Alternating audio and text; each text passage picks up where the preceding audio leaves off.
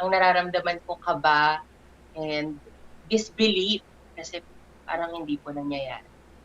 Wow. How about you, how about you, Kian? Hello, sis po. Yes. So, kumusta ang feeling na malapit na siya ipalabas? December 25. How do I put this? Every day na I wake up, may mga moments na parang kahit paano, hindi pa rin ako mapaniwala na nangyayari na to, na lalabas na ang movie namin. Kasi sobrang tagal na namin inantay itong movie na to eh. And then now that it's coming out this December 25 and we know that it's going to create a big impact, kinakabahan po ako na sobra. Pero at the same time, excited ako kasi syempre, you know, we all worked hard on this movie and we finally get to enjoy it along with all our fellow Filipinos worldwide. Alright, thank you Kian, no? So, na-excite na nga tayo na ilang araw na lang ay mapapalabas na ang The Boy Foretold with the Stars. So, with that, I think let's go to our really first question. And si Josh ang magtatanong po nitong first question natin. Okay, so we watched the trailer tapos napansin namin that the uniform looks familiar, the setting looks very familiar. It seems to be it seems to be taken inspiration from one of the more well-known. Josh, sabihin mo na. Sabihin mo na! Gadget naman doon eh. Iya ka pa. Parang alam naman natin na pupunta yung tanong. Sige, kasi nanggaling ako sa Ateneo High School and the setting looks very familiar. The blue polo looks very familiar. Tapos yung chapel pa as one of the central points of the trailer, napansin ko rin yun. Tapos yung cross din na wooden sa retreat, that looks very familiar. So ang tanong ko lang is what was the rationale or inspiration behind choosing those or behind using that as your inspiration, I guess? Anong batch mo, Josh? I 08. 08 ka graduate ng high school. Yeah. Oh, kabatch mo si Mela. Tama ba ako? I know, sila Mela I think is 07 or 6 yata. 08. 010. Oh my God. Mas matanda. 06 ako graduate ng high school. Okay. A-high. So, I will not confirm nor deny anything. Basta galing ako natin yung high school. So yun, I guess, syempre, ang panghuhugutan lang naman ay sa pagsusulat ng kwento, yung mga personal experiences. So, for me, hindi ko sinasabing Ateneo yun. I-assume nyo na lang Ateneo yun. Pero yun yung kasi yung kinalakihan ko and I wanted to, syempre, be as realistic as possible, diba? Tsaka pare-pares namin kasi itsura ng mga Catholic private schools. Parang meron siyang sense of lagi silang may chapel na maganda, meron silang mga identifiables na alam mong it's a private school. So, yun yung mga images na yun. And in relation dun sa cross naman, again, I will not confirm nor deny na yung mga hula-hula ng mga tao ay yun. Basta ang pangalan niya sa story ay Journey with the Lord. JWPM. Okay. It's only a letter away from. Sounds very very familiar. Wait, so 2008 ka? Yes. So ang kabatch mo ay Sila... naabutan mo ba ang dates? Oo, required sa amin yun. Oh. Ayan na. Confirm na nga. Kabatch mo ba si Mikey Lee? Yes. Ayan. Si Robbie Domingo, yeah. Yeah, very close. Ayaw na mag-spoil. Basta marami makilala sa batch nyo. So I guess, Josh, tama nga yun ang pag-usapan natin sa reaction video natin about the, Yeah. Oh, Unang kita pa lang ni Josh, nagpanic na siya. parang, huh? Familiar yung cross. Nagkaroon siya ng war flashback. Bakit naman war flashback? Magaganda naman ng memories, no? High school in general. Char. So I guess a follow-up ko lang doon sa question ni Josh direct, no. Actually, it's a brave step for the team to discuss boys' love in the middle of a Catholic school setting. So what message do you want to tell, or is the movie a call for the Catholic Church to be more progressive in terms of discussing LGBTQIA? I don't think naman it's a call, no? Kasi I think this movie is a personal statement ko siya. Kung ano man ang maging effect niya after noon ay nasa sa kanila na yun. Pero my personal statement with it, kasi yun nga, growing up, I'm from Ateneo, simula grade school hanggang college, no. So I grew up in a very religious family then, so very Catholic.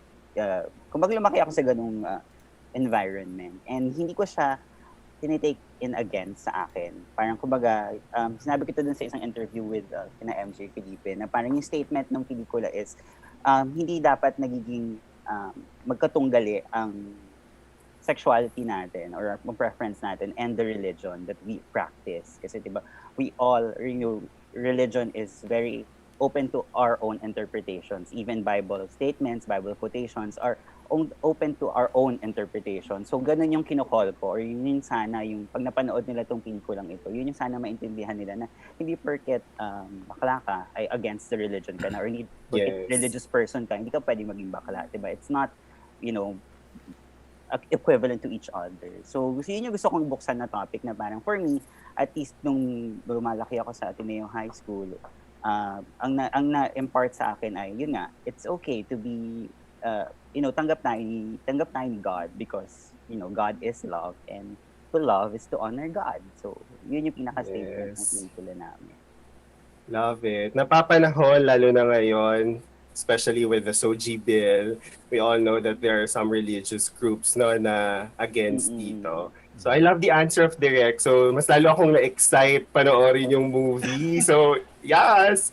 So, I guess yung next question namin, Direk, is how was it working with Jody Santa Maria? Or maybe, can you give us a background kung paano nyo pinitch yung movie kay Miss Jody Santa Maria?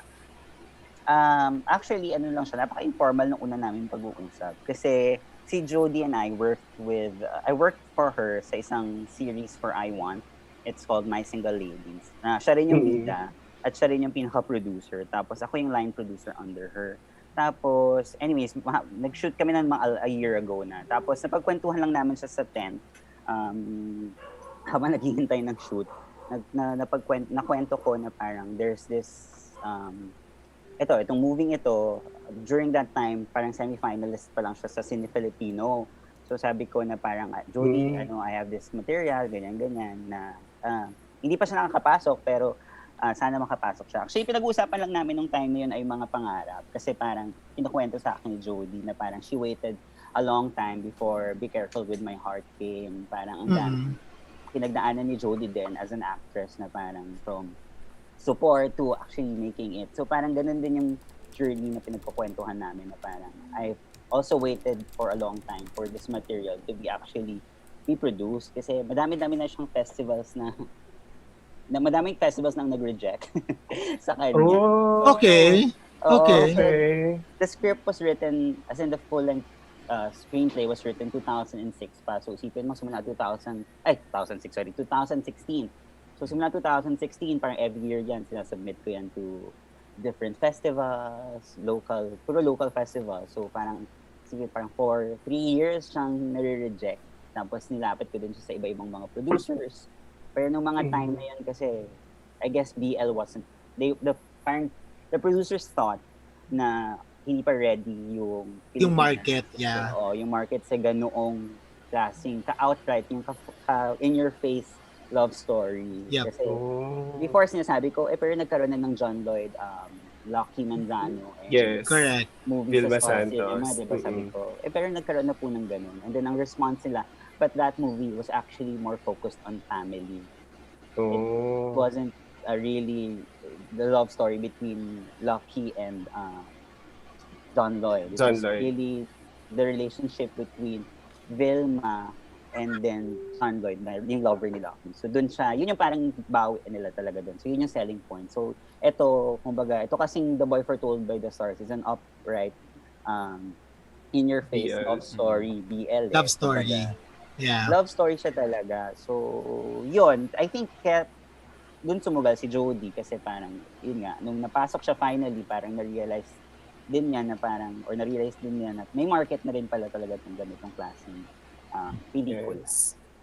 Well, And bongga, MMFF kagad Correct, tayo, right? correct. Yes. Taas na. Nandun kagad, nandun kagad tayo. So, I guess yung next question guys for Adrian and Kian. How was the like the casting? Did you guys audition for the role? And paano tayo napili? Sino po? Let's start, Adrian. let's start with Adrian. Okay. So nag-audition po ako dito. Pareho ko po kami ni Kia nag-audition for this role. And nung araw na nalaman ko yung tungkol sa pelikulang to, I did an event with Racy Reyes. She's part of the cast. Siya si Karen. Siya yung nagpe-play ng girlfriend ni Luke. Tapos sabi ni Racy sa akin, yung kaibigan daw niya, si Dolly, gumawa ng pelikula at sinali sa Cine Filipino Film Festival at naghahanap sila ng cast, papa-audition sila. And feeling ni Rizzy, bagay daw ako for Dominic, for the role of Dominic. And kinuwento din sa akin ni Rizzy bago ako mag-audition na this material used to be a play in Ateneo and it was a huge success. And ayun, nung pumasok ako, nung dumating ako dun sa audition with Direk, nung una ko palang nabasa yung description ng character, tapos binasa ko yung mga eksena, sabi ko, Direk, ako na yung piliin mo, kahit ano gagawin ko, paano ko ba ma-secure ang role na to sa akin, ano ba kailangan kong gawin? So ayun, lumaban naman tayo, lumaban ng bonggang-bongga. So pumila po ako, marami pong akong kasabay din na nag-audition, and ayun, after ilang days, tinawagan na po ako ni Direk.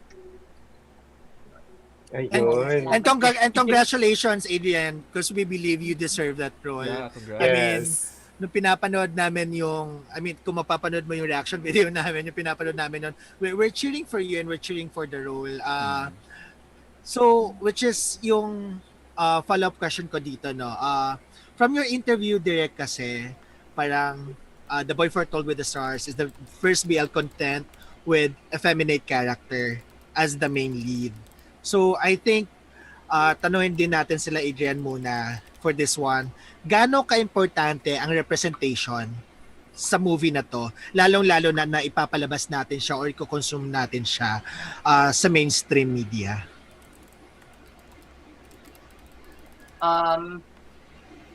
Gaano ka-importante? Where do I even begin to answer that question? Kasi we've been waiting for this kind of representation for a very long time. Especially effeminate gay, especially the effeminate gay community. We've been present in mainstream media, in comedies and as side characters, but never as central characters sa love stories. And for the first time, nabibigyan tayo ng plataforma para ibahagi yung kwento na yun. And this material, although ngayon lang siya December na mapapanood ng mga tao,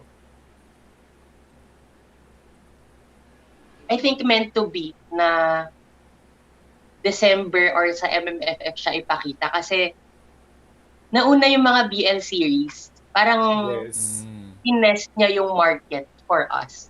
Yeah. ng Pilipinas. Yeah. And pinaigting lang nun na ready na, matagal nang hinihintay talaga ng LGBT community ng Pilipinas yung ganitong klaseng mga story. So, ayun, maraming salamat din sa mga naunang BL series sa Pilipinas tulad ng Game Boys, kaya sa pelikula, Hello Stranger, at marami pang iba. Yun. Thanks Adrian. Yes, naniniwala kami na definitely dun sa tapos na yung mga series, ready na tayo Yes. at excited ang sangkabaklaan for The Boy Foretold by the Stars. So kaya guys, bumili na kayo ng tickets. Kaming mga dito sa Fish Pond, lahat kami nakabili na ng tickets sa mga papanoorin naming movies. And I guess Kian, ikaw, what can you share with us kung paano yung naging journey mo for the audition para makuha yung role mo sa movie? Well, it all started during the get-together of my fans. We were celebrating my birthday pa noon. It was December, if I'm correct. And I was approached by my manager. He messaged me na there's this upcoming BL movie and it fits my description, and he asked me if I could pass by and do the audition. So I was like, okay, sure. So I went to the audition. Pa-excuse ako sa fans ko. I was literally in the middle of the get-together. I'm like, excuse lang, I'm gonna work real quick and I'll be back. And then I went to the audition. When I got there, that's where I met Direk Dolly for the first time and Adrian for the second time. Kasi for context, kasi me and Adrian worked together on a previous project then. So we knew each other na. And then that's when Direk Dolly gave me the rundown of the whole story. And he gave me a heads up na there will be a kissing scene. So without hesitation, I said yes, na I'll do it.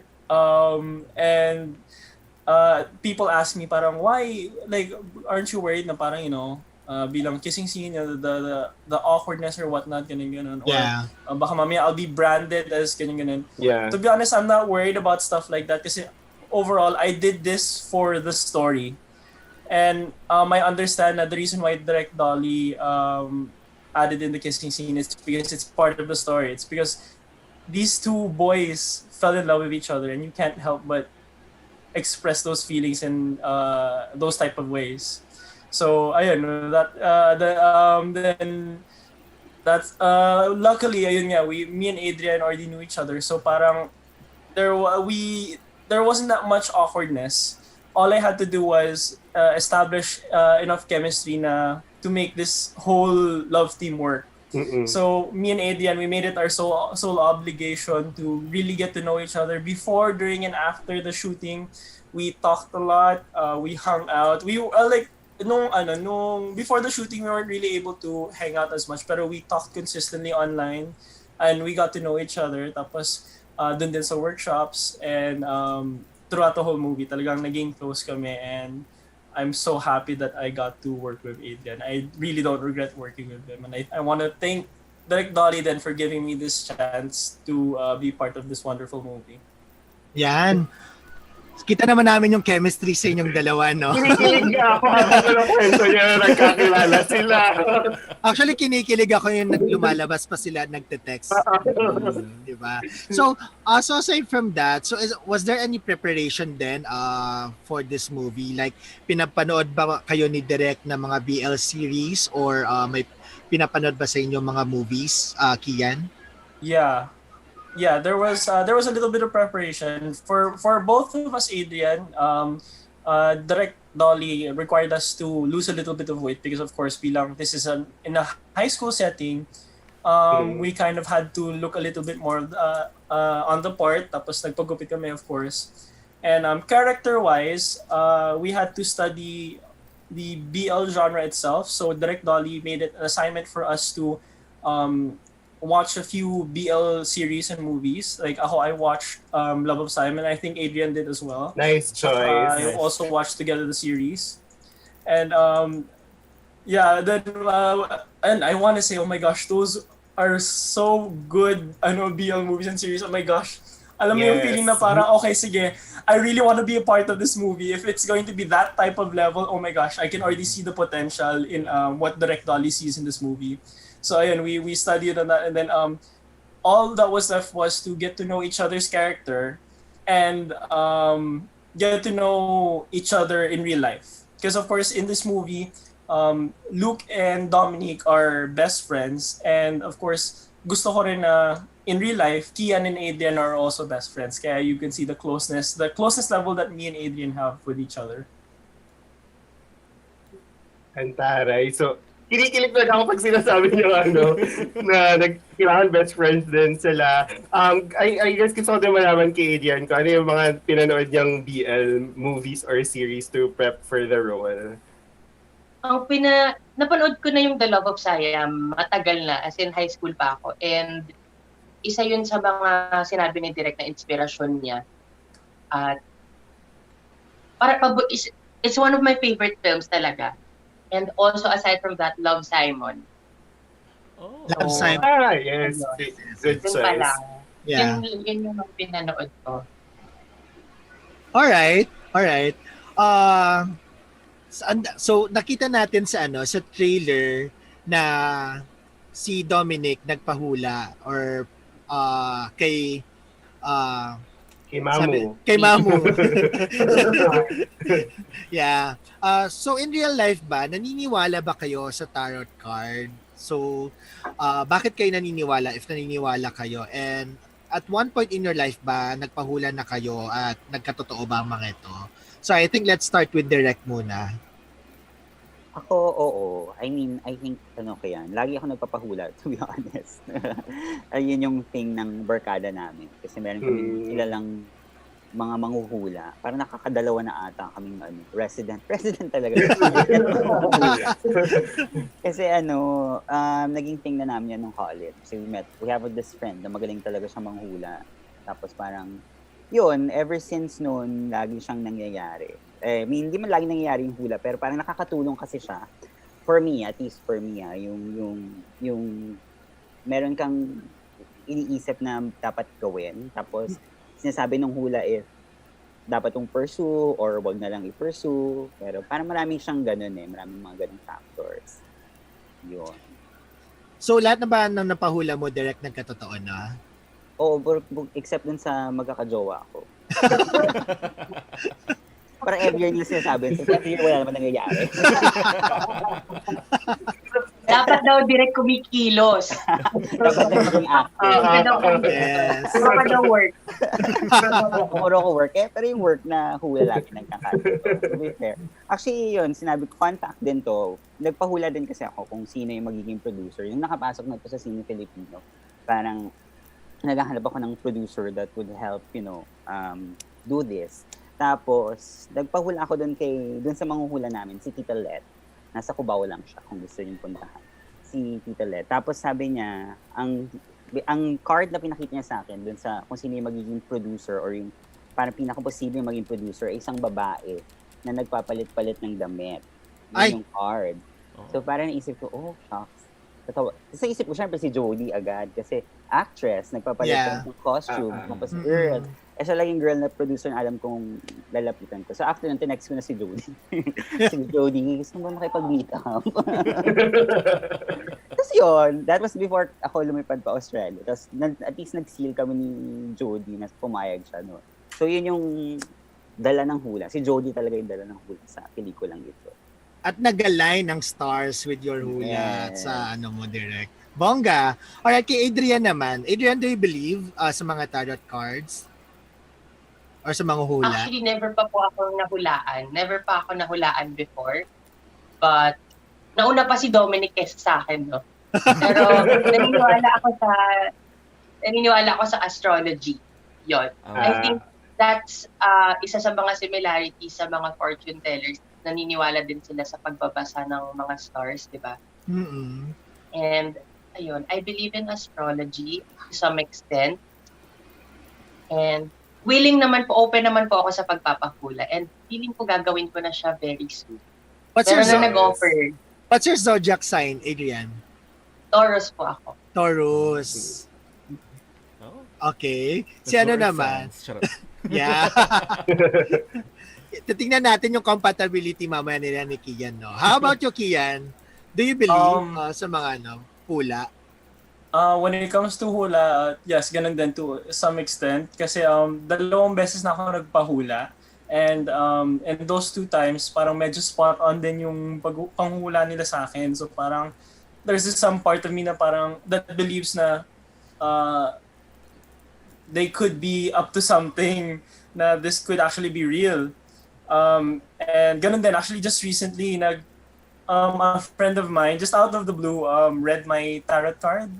He just gave me one card, and it was literal. I didn't ask for it. She just messaged me, and then she asked me, "Parang, hey Kian, are you okay?" Ganyan, ganyan. I'm like, "Yeah, I'm fine. I'm doing very well." Ganyan, ganyan. She's like, "Really?" Kasi I just randomly did your card. She sent me a picture, and I'm not really an expert on it, but it was 9 swords. And it was sort of like a warning na parang ano. Basta she told me na I should just, parang recollect myself, take a break, ganun. And then I'm just like, oh, okay. I didn't know it was ano. Pero at the same time, of course, dun ko rin na-realize na, okay, maybe, there's some part of me that actually believes that this all is real. Na it's just a part of information na I just really don't understand. Pero yes, I do believe in it. Okay. Well, ikaw, Mav, naniniwala ka ba sa mga hula? Oo, nagpapahula ko lagi. Di ba nakwento ko na sa isa nating podcast, yung hula na may makikilala daw akong bago. And Yeah. I thought jowa yun, pero hindi. Kayo pala yun. Magjowa Ayun. ka lang daw kayo. Hindi po pwede. Si Josh na lang po ang single sa amin. Josh na lang po ibibigay namin. Grabe na naman sa akin. Ayoko na. Direct, may nagtatanong po sa chat natin, magkano daw ang rate ni Tita Let? Tinatanong po ni George. Wala siyang rate kasi ikaw magbabayad kung magkano mo gusto. Hindi siya nag-charge per hour. Pero syempre may hiya ka naman kung bibigay mo 10 piso lang. Yung 10 piso.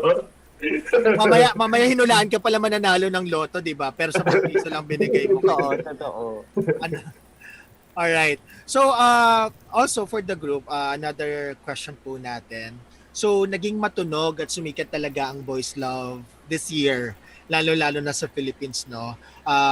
Ang daming lumabas ng mga BL content, may mga sumikat, may mga naging kilala. So, is there any pressure po from the group or sa inyo to deliver pagdating sa BL genre? Adrian? Yung pressure na yun, ngayon na lang namin nararamdaman kasi ang dami na ngang naging successful na lumabas ngayong pandemic.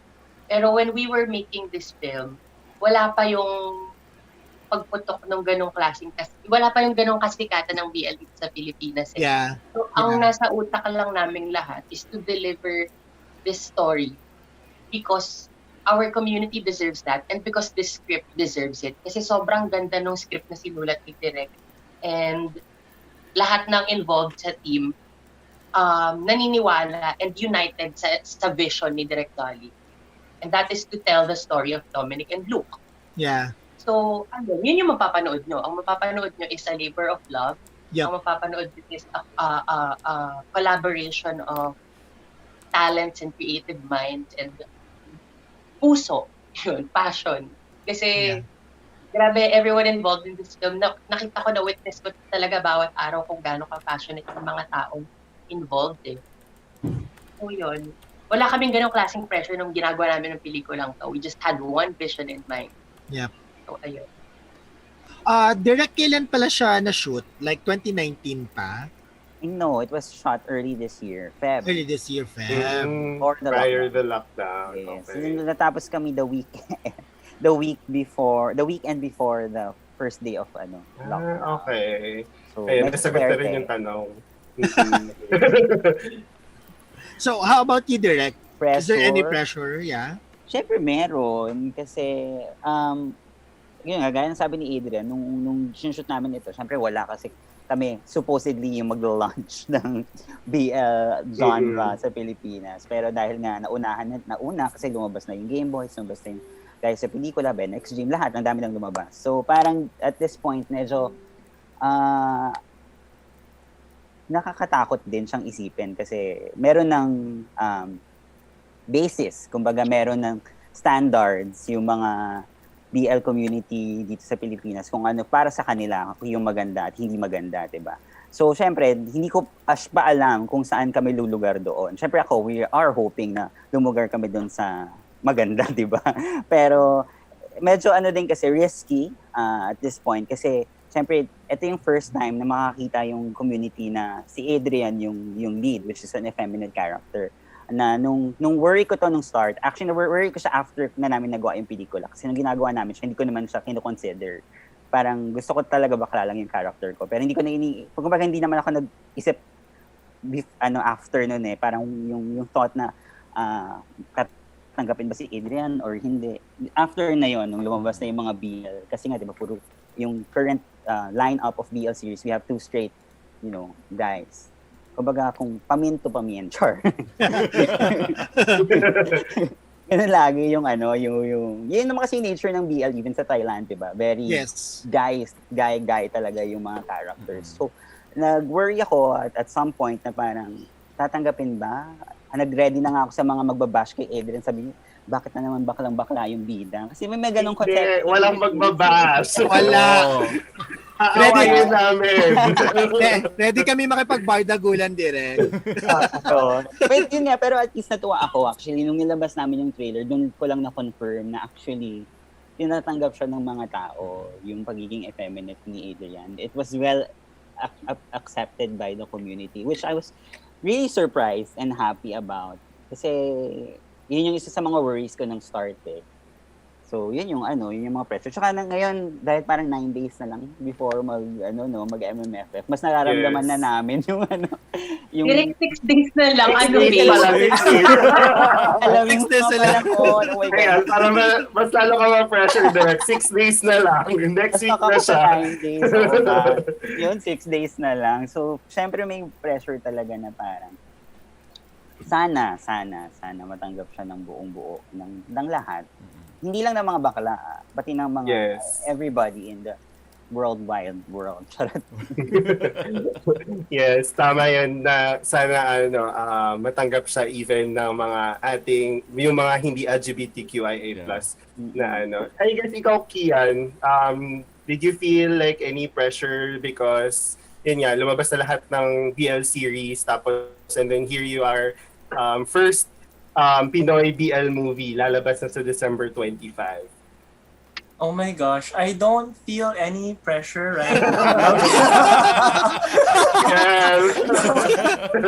No, actually, in all honesty, yes, of course, we all feel a little bit pressure, especially now na literal malapit na lumabas ang aming movie. Pero at the same time, I'm confident in the fact na Direk Dolly made a wonderful movie na the whole cast members did 100%, actually no, 110% fully on their part in order to fully tell this whole story in the best way possible. And especially with me and Adrian, as you can see, we are so passionate about making this movie wonderful to the point na non-stop promo, non-stop support kami.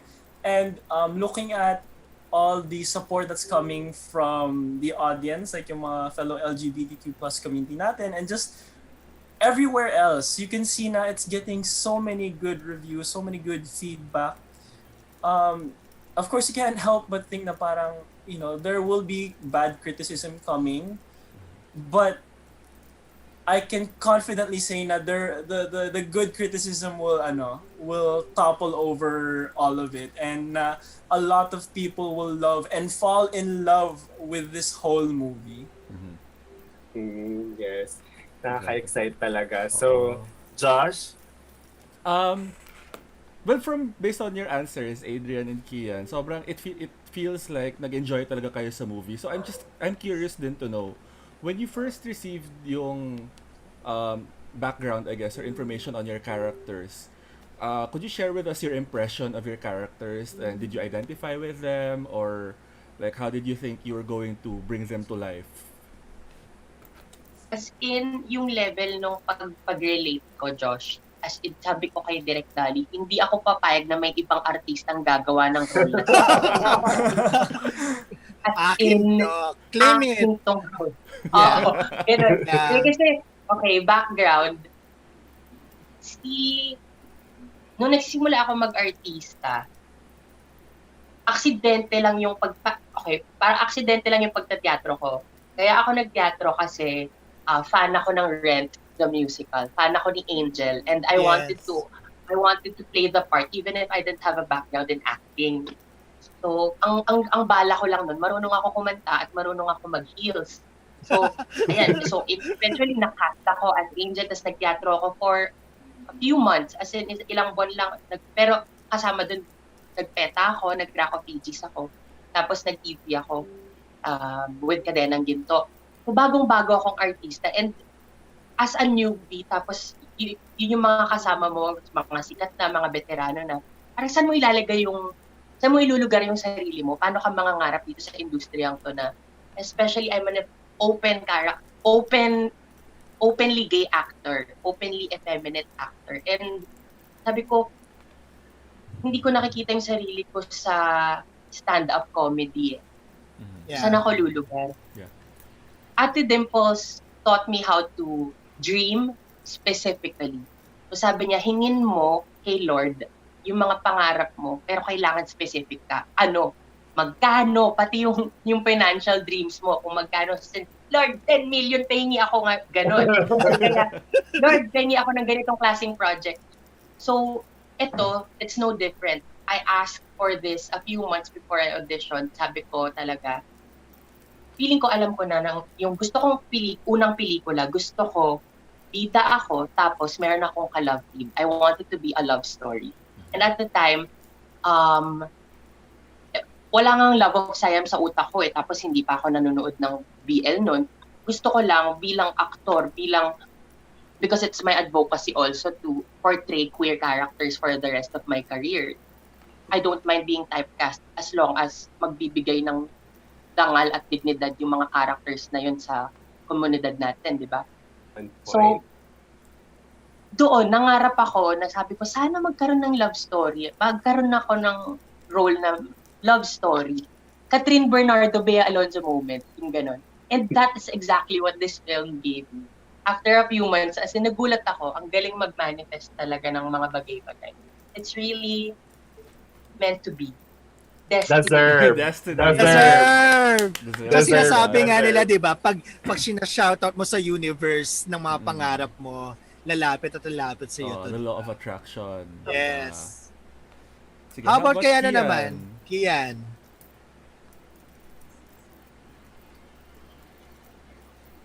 Yes, hello. Hello. Hi, Hello. yes. Ayan. How do I put this? Kaya mo yan. With this whole story kasi,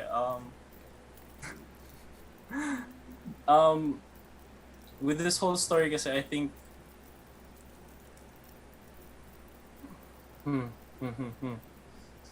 Wait lang, downloading pa information.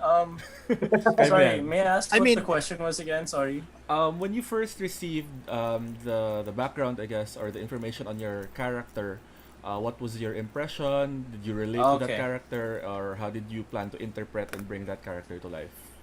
Okay, so my first impression again, the Direct Dolly gave me the whole rundown then of the story, and talagang pinaka heads up na binigay sa akin bilang in real life kasi I am a straight guy.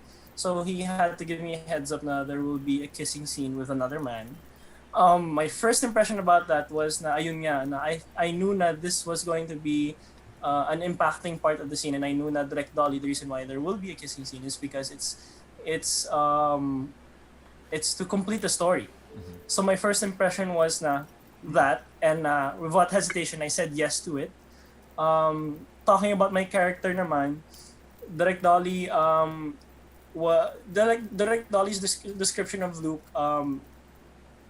like probably mga 90% fits mine. So I think trying to immerse myself into becoming Luke wasn't really a hard task. All that I had to focus on talaga was establishing chemistry with Adrian. And again, we both made it our sole obligation to talagang connect with each other to actually make this movie work. And you could see the hard work that we all put into trying to complete this whole movie.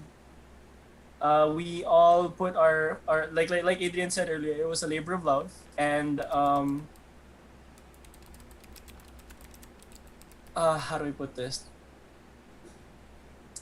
Yeah. So ayun, it was it was first impression. It was just all wonderful from start to finish until now. Okay. So, I guess with both Adrian and Kian, meant to be talaga sa inyo yung roles, and we're very excited. And right now, since gusto pa namin kayong makilala, we'll proceed with our game. Go, Yes. Josh. Sige, so while I'm loading it, so this game is going to help us learn more a bit about you. Teka, sorry, nag-set up ako. Lakas na volume, hindi ko marinig sarili ko. So it's going to help us learn more about you. I don't know if you guys are familiar with Jackbox, the game. No? It's... Oo. Sige. So, it's a party game that allows us to answer and interact with each other na kahit di tayo physically together. So, I will be sharing my screen. Na-share na po namin sa chat box yung website for Jackbox for you to access. Paki-check na lang po yung chat box po natin. Yes. Then Josh, palagay na lang din sa chat box yung room code natin para puntahan nila. Sige. Yan. So, while waiting for Josh, basically may mga questions kayong sasagutin. Yung mga questions, i-require kayo magsabi ng katotohanan at kasinungalingan. And then, doon namin kayo makikilala lalo kung which ones are the truth and also the lies. So, ganun lang siya kasimple. Kasimple, yes. So, excited kami sa mga isasagot ni Adrian. Tsaka ni Kian dito. So, click ko na yung play, no? Not yet. Ay, yes. Right now, andito na si Kian tsaka si Direk Dolly. Yan, naka-join na po ako. Sige, wait lang. Ayan. Tapos, Screen share ako. Ipa-flash yung questions I sa think screen. I have room hosts. Kasi lumabas ito yung everybody's in. So I guess sabihin nyo na lang po ako if okay na po. Yep. Go, Joshi. Flash mo na siya. Ayan. Ayan, kita ba? Yep. Oh my God, nawala tayo sa stream natin. Wait lang po, ayusin ko lang.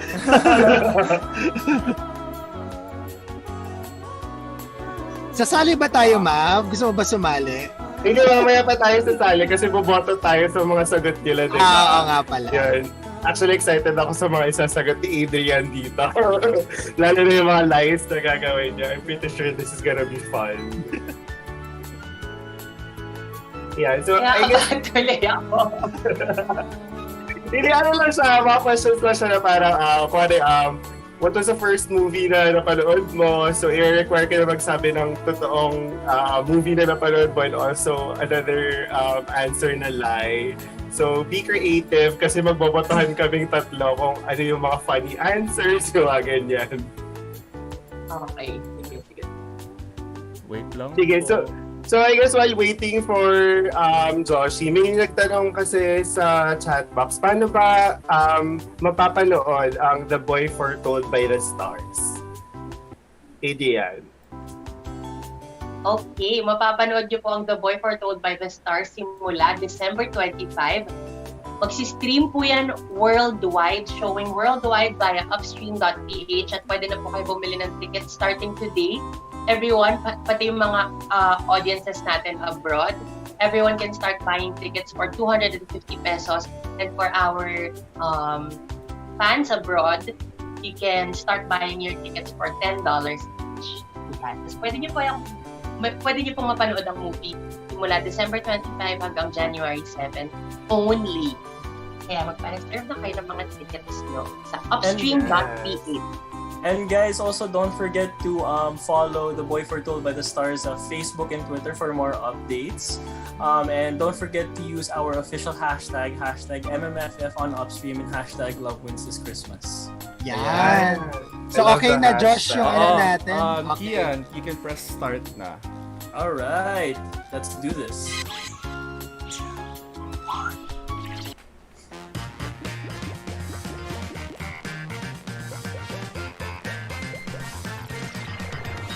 This is enough about you, and true to the name, I'm already sick of you. 3 players!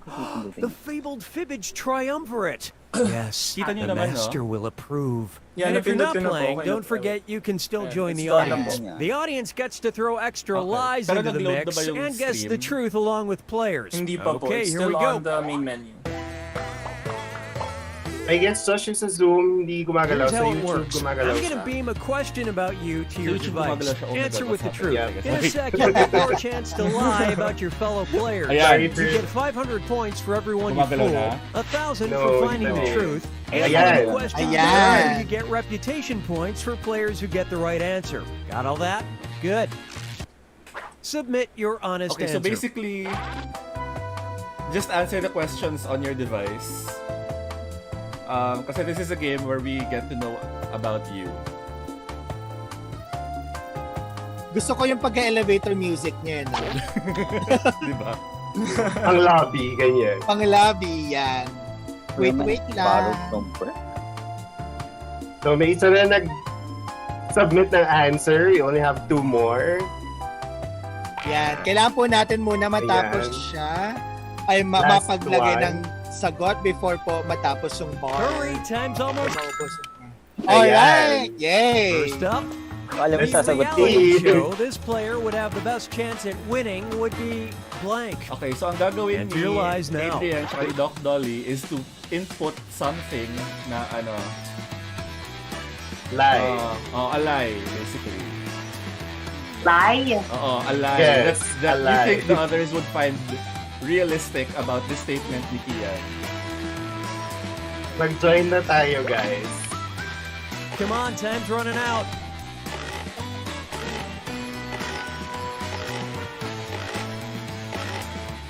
Ah! Yan! Yay!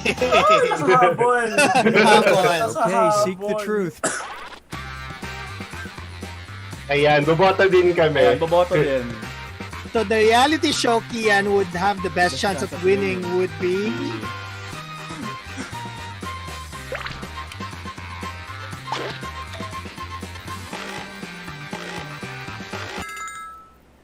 Okay. Let's see how things shook out. Tingnan natin yung mga answers. Adrian answered biggest loser.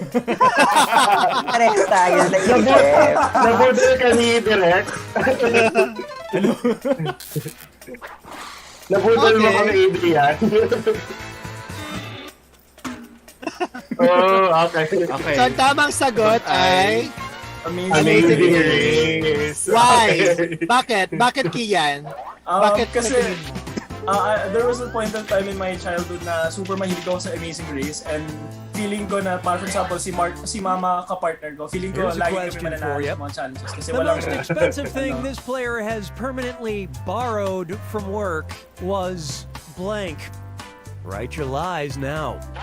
O ito na yung kay for ano. Kian and Adrian to, sasagot, maglalagay sila ng sarili nilang lie.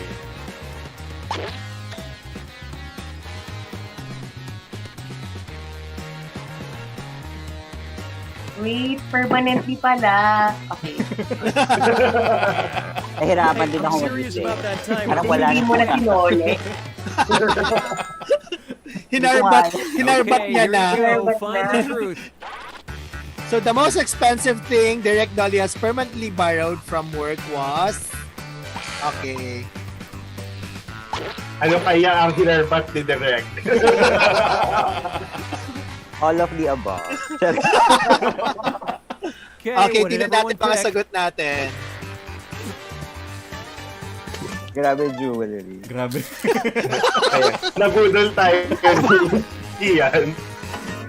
Oh. Okay. Nabudol natin si Adrian. Ano budo? Bayan na paniwala pa. Nobody thought of At ang this. tamang sagot ay damit. Damit. Anong klaseng damit po yun? Actually, kasi wala akong maisip. At some point, baka nakakuha ko ng damit na hindi ko na naibalik. Nabalik. Okay, here's your question. Okay, ito naman Ayan. question kay Never Adrian. understand people who blank. Okay, enter your I lives. never understand people who...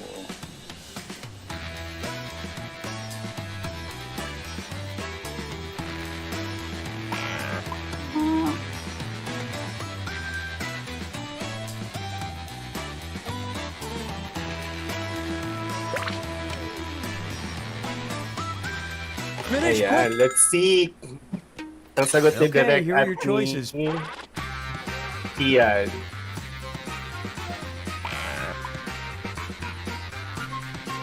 So Adrian Ang will alam ko never yung understand sagot. people who... Blank.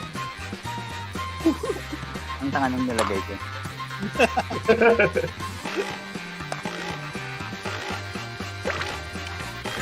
Ayun, umabot. Let's see the And what did answers. people pick? Talaga. Talaga.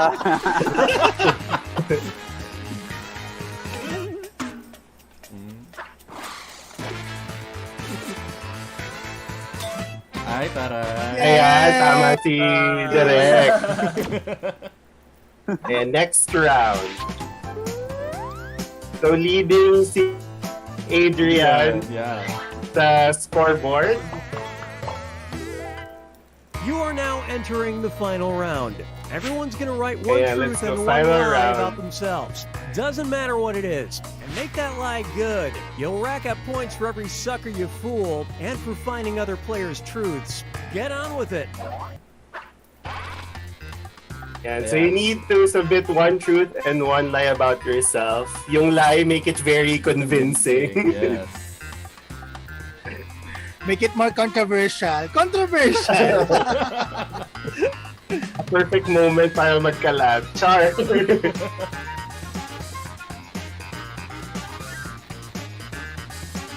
Lang, hirang. Maisip.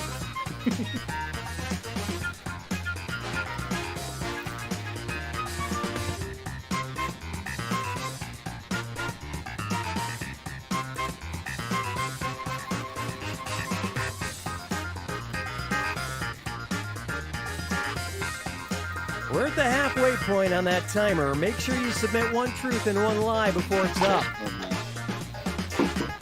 Okay, so we have one. Submission. I think si Adrian to.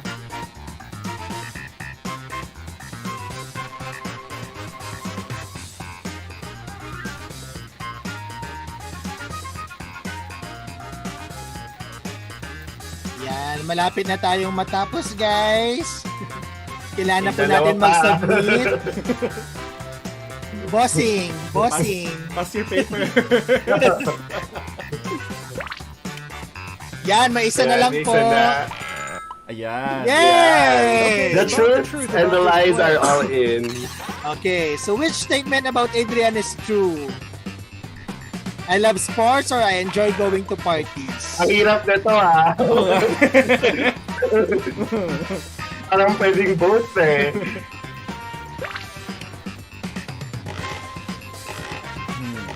Yan na yata ako masyado ni Direk Dolly tsaka ni Kia. Yes! Yes! Love you, B! Parang hindi ko alam yan. Which statement about Kian is true? His favorite musical is High School Musical or his favorite food is burgers? Favorite din namin ng High School Musical, Kia. Yes. Yes, let's go! Troy Gabriela. And Sharpay. Don't forget Sharpay. Of course. Ay, taray. Okay. Yun yung fruit, yung burger, hindi yung High School Musical. So which statement about Direct Dolly is true? Ginusto ko maging artista, never went to film school. Parang madali pala yung ginawa ko.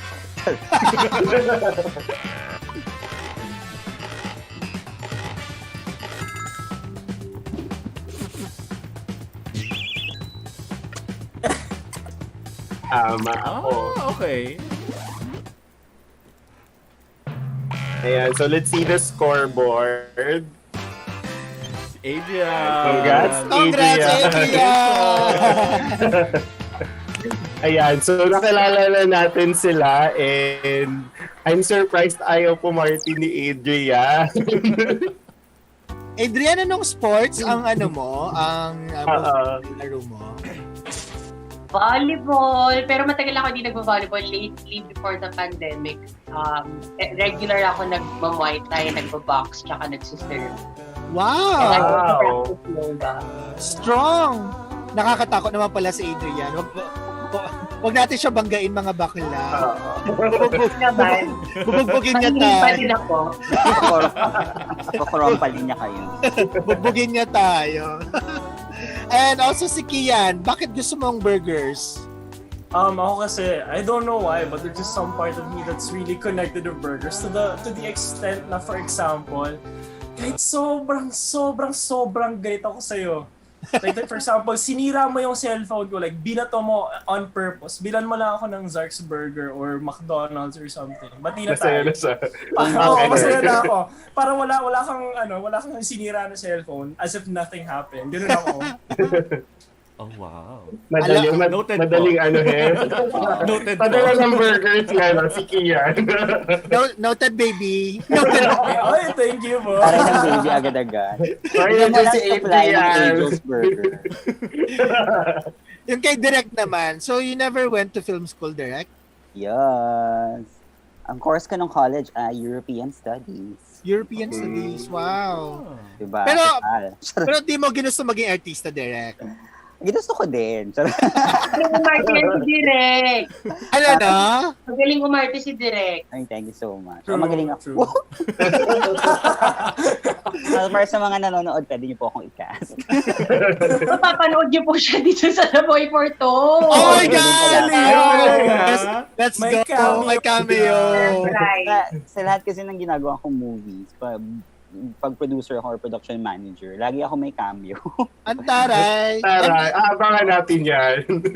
Very M. Night Shyamalan lang si Derek, di ba? Lahat ng movie may cameo. Oh my God. So may nagme-message dito po sa live chat natin, no? May burger patty daw si Babeli Bobo daw sa bahay. Sige, on the way na po ako. Alright, so ayun, sobrang saya ng game at nakilala natin lalo ang mga cast, sila Adrian, sila Kian, at si Direk. Proceed naman tayo sa mga next questions natin, no? Ito, kay Adrian.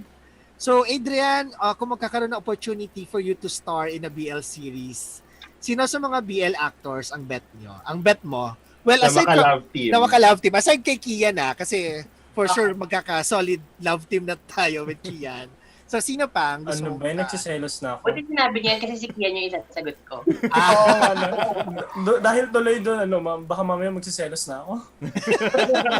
Oo, kailangan may ganang Wait, okay. So,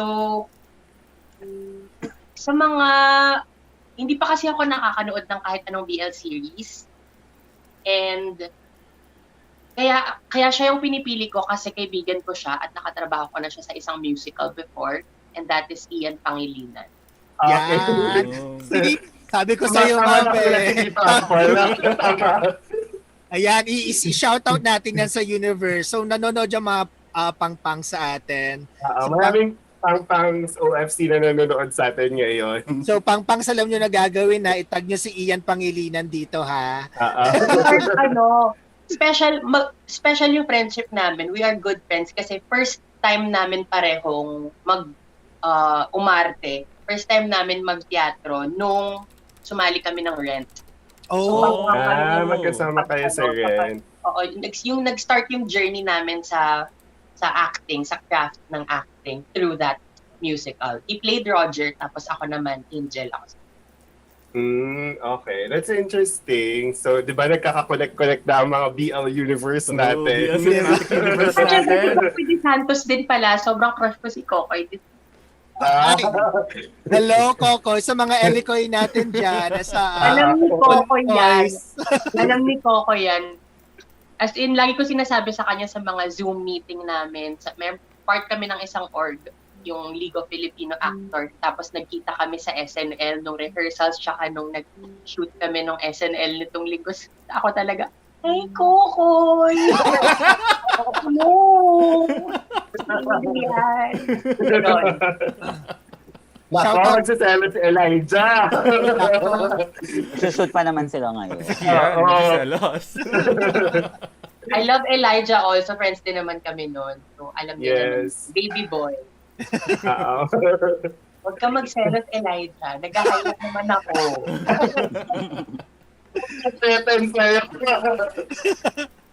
Alright, I think let's ask Kian then, Kian. So, if you're given an opportunity to star in a BL series, sino sa mga BL actors ang gusto mong makapareha? I kind of wanna try to work with Kurt Mendoza. I worked with him sa SNL. We both performed there. Tapos, he's a really good friend and he's a really good actor. And I kind of got a little bit of a snippet of yung BL series nila. So parang Your Home. Yeah, Yes. Your Home. And it's interesting to the point na parang I wanna see how he works then when it comes to the BL genre, kung like kaya niya akong pakiligin or kaya ko siyang pakiligin, how comfortable we are with each other bilang we're already friends na rin. Ayun. Nice. So, shoutout uli natin yan sa universe. BL magkakakilala talaga yung mga BL natin, mga BL faves natin. Correct. Meron lang ako naalala. Nagsibol pala si Pasok mo lang, Adrian. Ha? Sige, pasok mo lang yan. Sige, Hindi, go. nagsibol. Si Ian ay nagsibol nung high school. So, hindi pala considered na first time niya yung Rent. Pero, first time back in a long time niya yun. So, comeback niya pala yung Rent. Yeah. That was early 2018. So, baguhan pa lang talaga kami. Sa theater. Yan. So, di ba yung cinematic universe sa mga BL natin? Yes. Someday it's gonna happen. Sa mga producers dyan, sa mga studio, baka naman. Iaano ko na rin sa universe, baka may gustong gumawa ng BL musical dyan. Mag-audition po ako. Yes. Nagulat ako. Adrian, i-claim natin yan. I-claim natin yan, Adrian. Hi, Direk! Na ako ngayon na. Hi, Direk. Actually, alam nyo ba, diba Adrian, pinupush mo si Ian na mag-audition for this? Before pa si Kian dumating. Alin? Do you remember, nag-mention ka na, tinatanong mo kung pwede si Ian sa for the role dito of sa The Ian. Boy Foretold. Oo. Oo, actually. Nung naghahanap si Direk Dolly ng magpe-play ng look, isa si Ian sa mga sinubmit ko na pangalan. Kaso ang borta kasi ni Ian. Yung concern ko nung nakita ko yung hindi siya papasang high school student. Hindi na kaya yung patpatin. Dapat patpatin. Kaya si Kia. Okay, so I guess ito na yung time for you guys to invite our audience to watch and support The Boy Foretold. Stars. Go, Adrian. Hello mga ka-BLFRAGS! Maraming salamat for joining us this afternoon and it's so nice to meet you. Sana po ay unahin nyo sa MMFF 2020 itong The Boy Foretold by the Stars. Bumili na kayo ng mga tickets nyo dahil madali lang naman bumili ng tickets. Maaari kayong bumili through Load, through your Globe line, through Sun Cellular, through GCash, through cards. At maaari niyong pagbilin yan for 250 pesos or for $10. Please watch The Boy Foretold by the Stars sa Pasko na po, December 25. to January 7 only sa upstream.ph. Yes. Yes po. And of course, again, don't forget to follow me and Adrian's social media for updates, and of course the social media of The Boy Foretold by the Stars. We have Facebook and Twitter. And please don't forget to use our official hashtag MMFF on Upstream, and hashtag Love Wins This Christmas. Perfect. Direk, ikaw, bago mo sila invite, we have one last question for you since ikaw ang dahilan para sa movie na ito. Bakit kailangan siyang panoorin ng not just the LGBTQIA+ community but also the Filipino family ngayong MMFF season? I guess for two things. The first thing, syempre, is because Christmas is all about love and spending, being in love or feeling grateful for the love that we have received. I think this movie is one of those kinds of movies. It will make everybody remind you of how pure, how innocent, how refreshing it is to fall in love. Especially nung mga days na kabataan natin, yung wala masyadong complexity of kung ano-ano mang nangyayari sa buhay natin, di ba?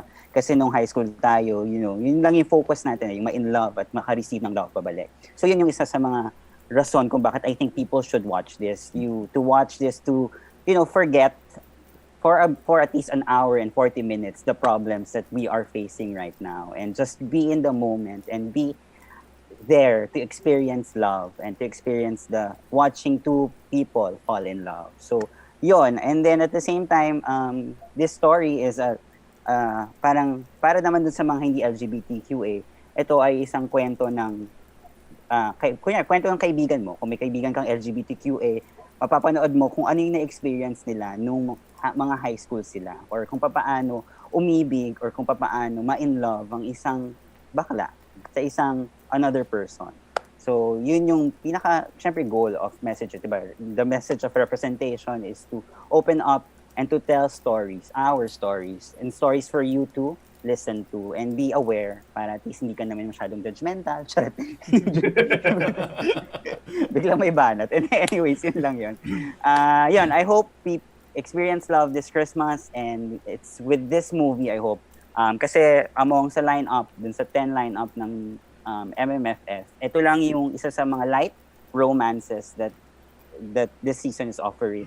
So kung gusto mo ng ganon, yung mga light lang, pabebe lang, pero may matutunan kang aral, ito po yung para sa inyo.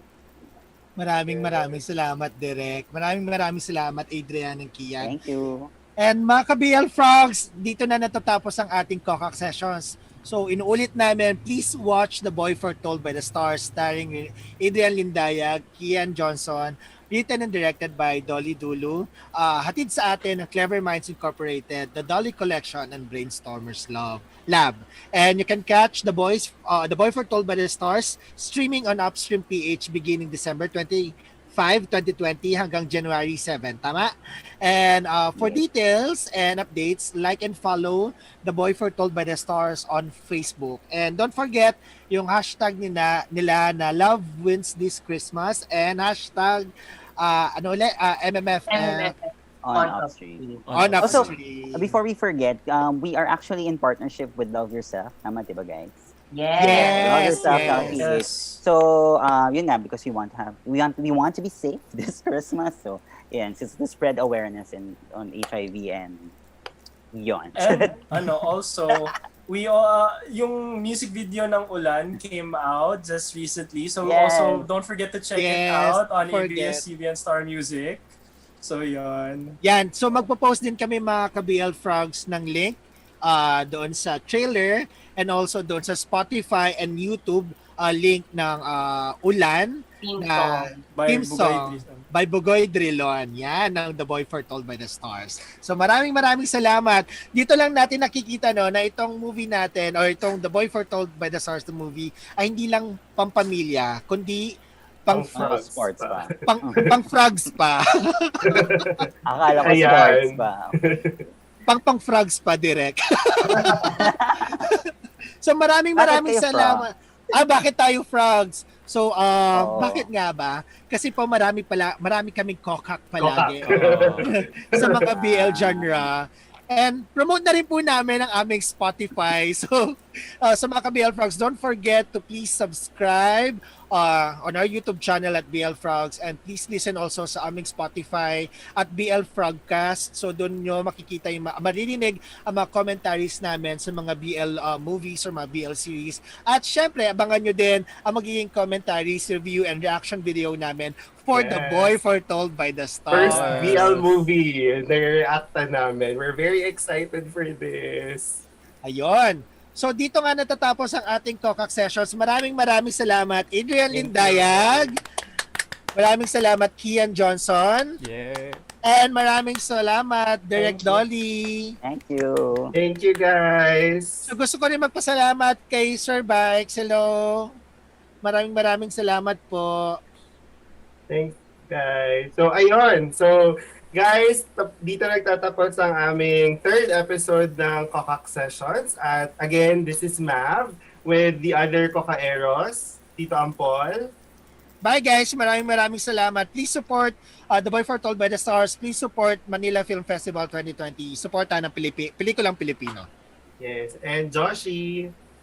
Hi guys. Nasabi na dito Ampol lahat. I-repeat nyo. Ayan, so and again, ito ang BLFRAGS na nagsasabing Kokak! Bye guys! Thank you Bye so guys, much! maraming salamat po. Thank you guys! Good luck and more power po sa team ng The Boy Foretold by the Stars. Maraming salamat po. Thank you! Thank you! Thank you! Bye-bye!